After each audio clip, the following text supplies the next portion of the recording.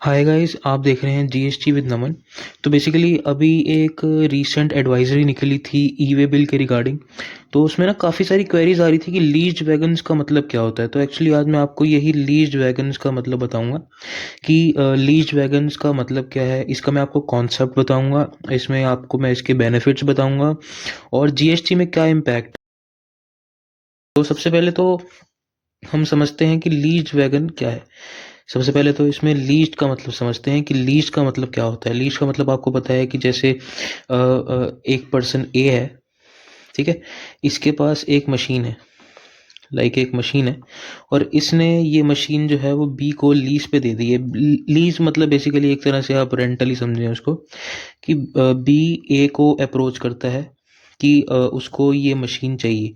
तो ए और बी के बीच में एक लीज कॉन्ट्रैक्ट होता है, एक लीज एग्रीमेंट बनता है, जिसमें ए जो है वो अपनी मशीन बी को देता है कुछ अपना क्या कहते हैं बी के बिजनेस में प्रोडक्टिविटी लाने के लिए, या तो वो कुछ और काम करता है तो उसमें वो यूज़ कर सकता है, ठीक है। अब आते हैं वैगन्स। वैगन्स का मतलब क्या होता है। वैगन्स का मतलब होता है, आपने रेलवेज में देखा होगा जो डब्बे होते हैं, जैसे रेलगाड़ी के डब्बे होते हैं, ठीक है ना।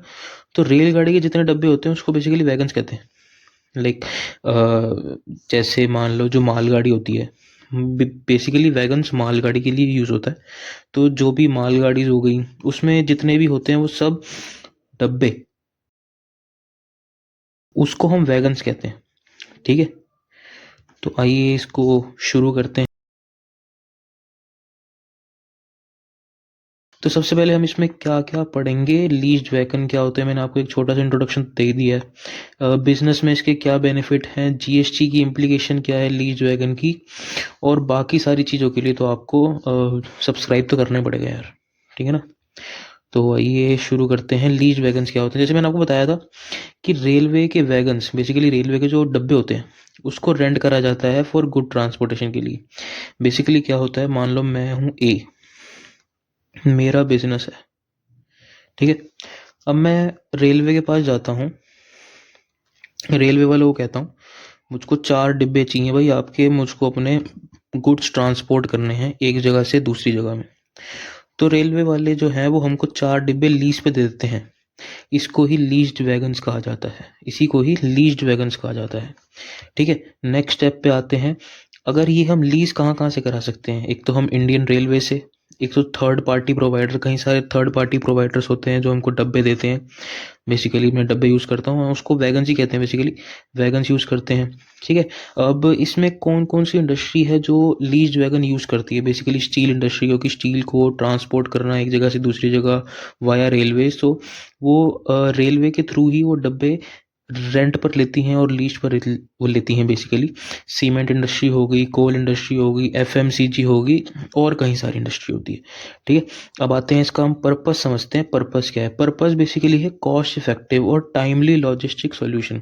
बेसिकली ये दो ही जो है वो मेन इसका पर्पस है। पहला है कॉस्ट इफेक्टिव और दूसरा है टाइमली लॉजिस्टिक।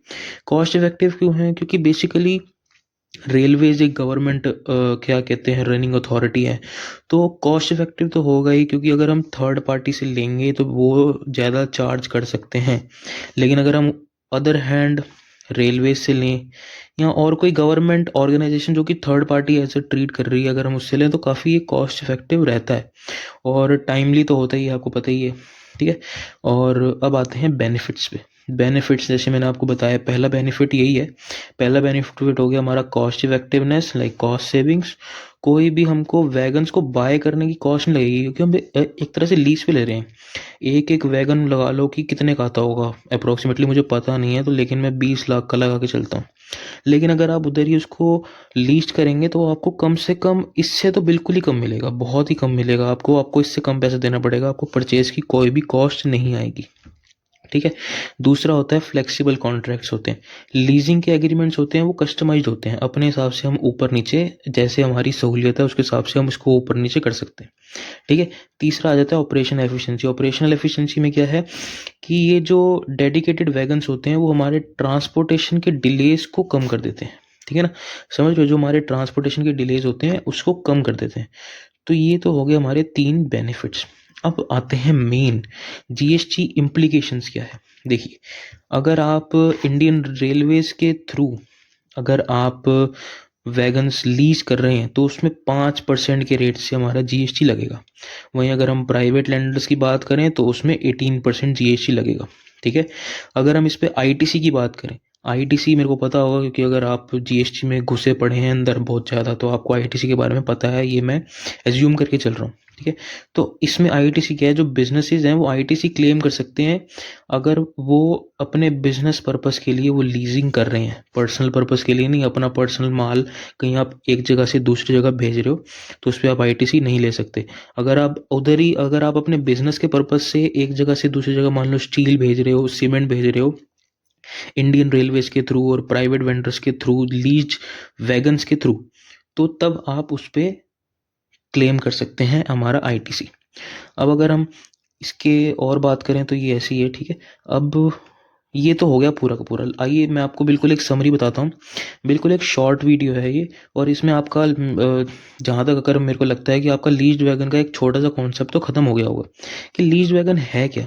ठीक है ना। तो हमने क्या सीखा, लीज वैगन के फ़ायदे क्या हैं। लीज वैगन एक एफिशिएंट और एक कॉस्ट इफेक्टिव है लॉजिस्टिक पर्पस के लिए।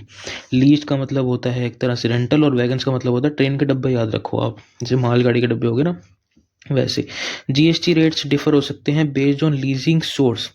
चलिए हम रिवाइज करते हैं। अगर आप इंडियन रेलवे से कर रहे हैं तो उसमें 5%, और यही अगर आप प्राइवेट लेंडर से कर रहे हैं तो उसमें आ जाएगा हमारा 18%। ठीक है ना। तो ये हो गया हमारा ये। इसके बाद आईटीसी जो है वो टैक्स बर्डन को कम करता है। अगर आप बिजनेस पर्पस के लिए दे रहे हैं और आपको आईटीसी मिल रहा है तो उससे हमारा टैक्स बर्डन ऑब्वियसली कम हो गई। और अगर हम उधर ही बात करें कि जो यूज़ ऑफ लीज वैगन है वो एक बेटर लॉजिस्टिक मैनेजमेंट की तरह एक तरह से ट्रीट होता है। तो ये सारी चीज़ें थी लीज वैगन के बारे में। आई होप आपको समझ आई होगी।